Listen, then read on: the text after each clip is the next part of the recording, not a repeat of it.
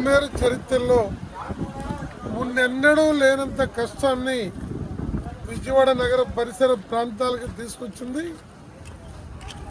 భారీ నష్టాలు చూసినటువంటి ఈ ఉపద్రవాన్ని శాశ్వత నివారణ కావలసిన చర్యలు తీసుకోవాలి. ఇది చరిత్రలో గత 100 సంవత్సరాల కాలంగా పదే పదే బుడమేరు ముంపు మనం చూస్తూ ఉన్నాము.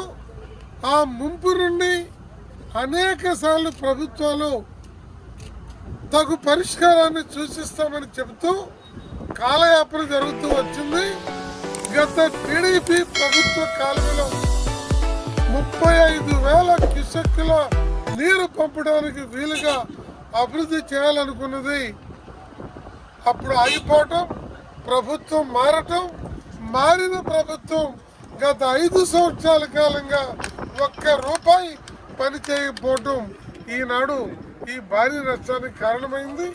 ఇలాంటివి పునరావృతం కాకుండా రాష్ట్ర ప్రభుత్వం అవసరమైతే కేంద్ర సాయం తీసుకొని శాశ్వత పరిష్కార మార్గాన్ని చూపాలని చెప్పి ఈ సందర్భంగా ప్రభుత్వానికి సిపిఐ పార్టీ నుండి విజ్ఞప్తి చేస్తున్నాం.